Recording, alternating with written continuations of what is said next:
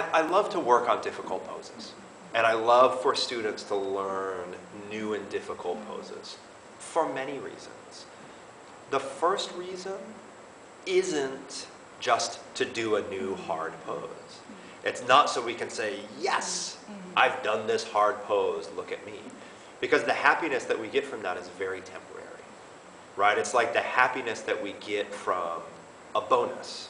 It's nice, but it goes away, and we just want another bonus. It's a very conditional happiness.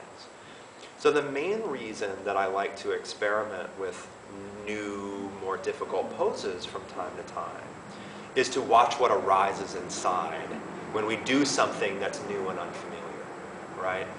Because any time we do something that is outside of our habits, who we are shows up.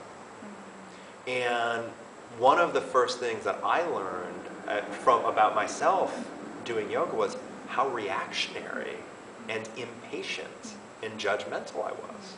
I never really knew. I didn't know. I didn't know how reactionary I was until I watched it happen on the sticky. I watched myself say, nah, I can't do that pose. Or that pose isn't for me.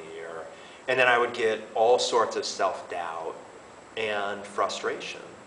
And then finally I realized all I have to do is practice and use this as a tool to uncover those aspects of myself.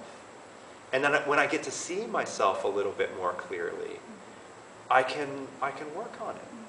I can be honest and say, wow, sometimes I am really impatient and frustrated and reactionary. How can I relax? How can I relate to this difficult thing better?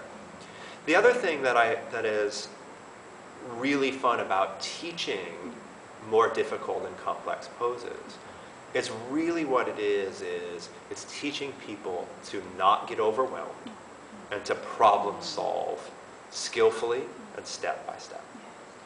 And when people see a hard, beautiful pose, a lot of times they either want it and work too hard, or they shut down.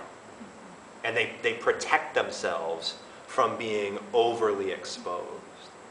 And instead of doing either of those things, you can stop and say, well, what is my arm doing? What's my shoulder doing? What's my spine doing? What's my hip doing?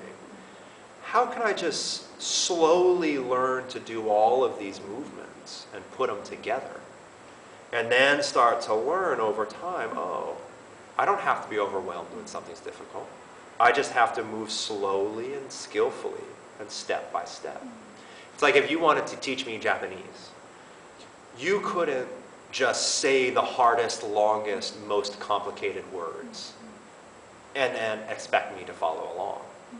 You'd have to break it down into really small little pieces, have me repeat those small pieces, and then put them together over time.